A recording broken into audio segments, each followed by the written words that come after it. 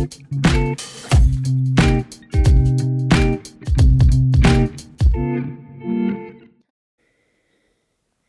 everyone. Welcome to Bible/Chat. Kevin, Hello, how are you guys? how's it going? I'm doing well, Good. actually. Good. Yeah, you're doing well. I'm Yeah, doing well. Me too. me too. Yes, we're going to be stepping on each other's answers for the rest of the video. When the cat's away, Yeah. the mice will play. We had a question from Yes. a young person. Yes. We don't know if it's a boy or girl, Right?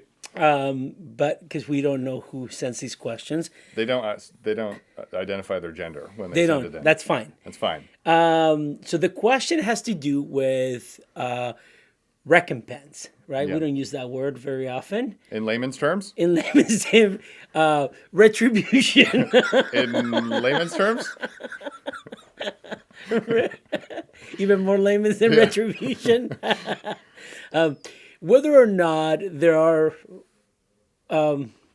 prizes Yeah, there. in heaven, Rewards. Yeah. tokens in heaven, rewards in heaven, right? Mm-hmm. So, and then how should that impact the way we live? Yes. So the first question is, we would think, okay, we're saved by grace, Mm-hmm. so we're sanctified by grace. So what I do here doesn't matter, right? Mm-hmm. That's what people, might say. Yeah. And so, So what do you think? well, I mean, it's helpful. I'm setting up the question Oh, for good, you. good. So that was okay. I'm catching what your cue is.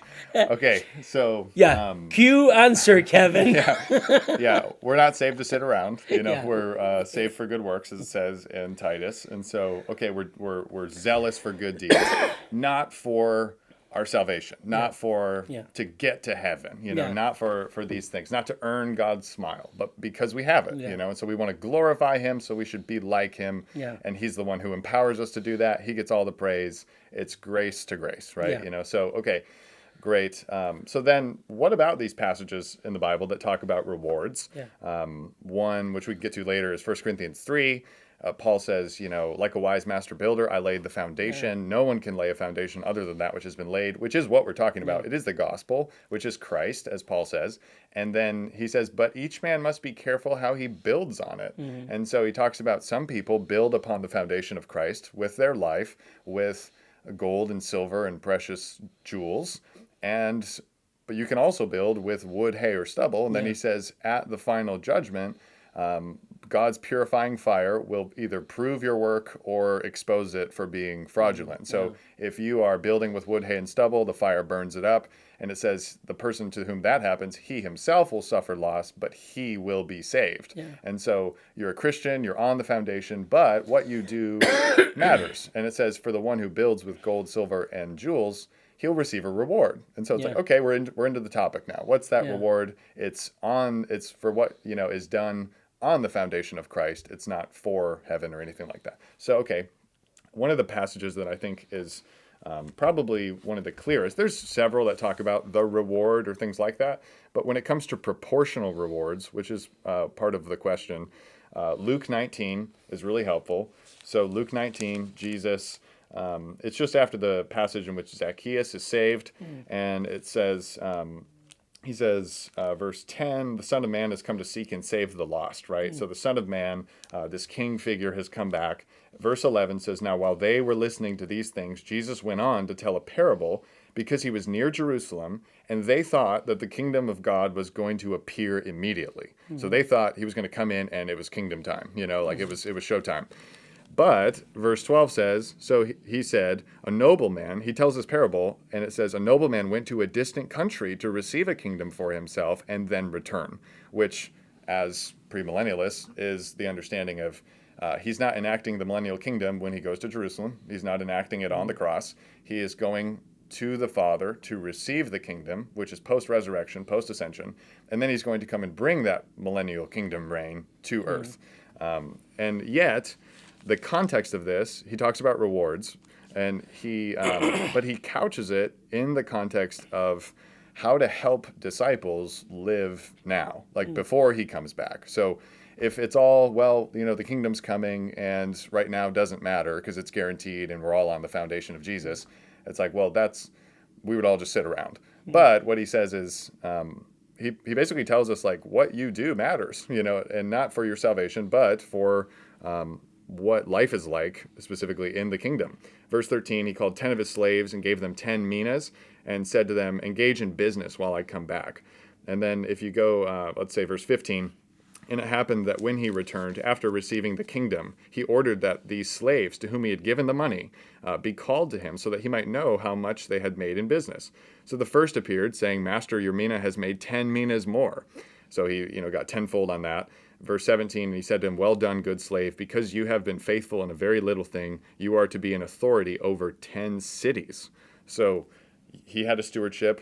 He was faithful in that. He's going to be faithful in much now in the kingdom, right? This ruling over cities. The second came, your mina master has made 5 minas. And he said to him also, and you are to be over 5 cities. And the parable goes on to say a few other things. But just for that principle, for the rewards, proportional rewards is in those first two. So, okay, so what is that? What is it? Well, I'll ask you this. What is it not? Yeah. Well, it doesn't mean that, if you don't, but actually it doesn't mean that we are gain salvation from this, right? Right. It doesn't mean that what it means is there's a proportional, like you said, reward to what the work that you put in this case. So as a Christian, if we get, if we have been faithful in, a mina and it's made 3, and then the guy next to us made 30, are we going to be eternally sad?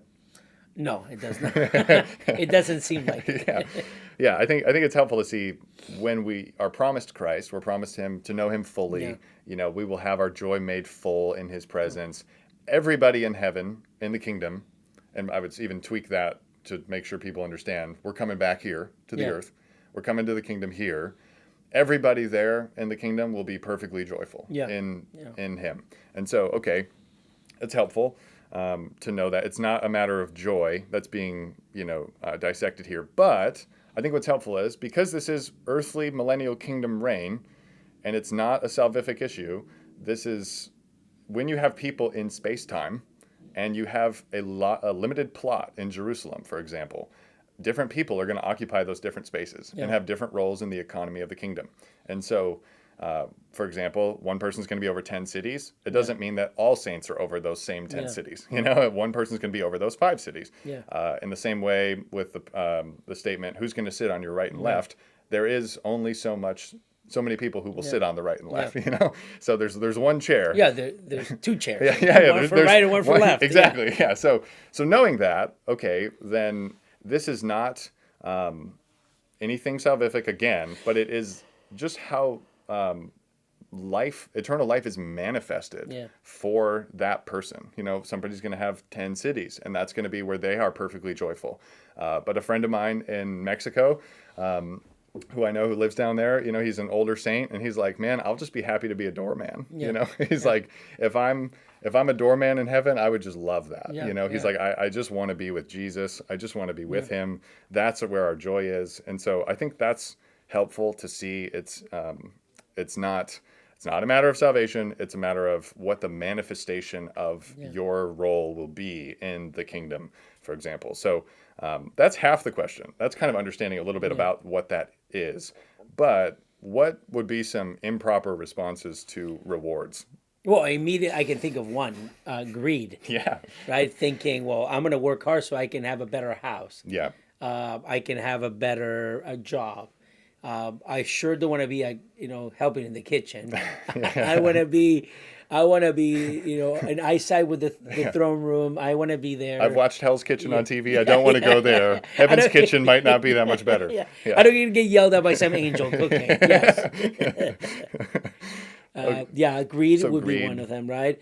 I think even feeling like a failure. We talked about joy, but if you think, hey, if you compare this to, for example, graduating with honors, the person that doesn't graduate with honors can think, hey, so what, did I graduate? Yeah, that's good. Yeah, where's that? Where's those tassels? The yellow tassels I should be having.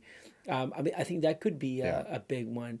Another one would be indifference. Be like, well, I made it, so who cares? Yeah, I'm right? in. Yeah, so yeah, well, better to be a doorman in Yeah. heaven than to be a king in hell, Yeah. right? It's like Yeah. I Just a laziness. yeah, laziness, Yeah. and just think, well, I'm once saved, Yeah. hey, I'll sit back and hope.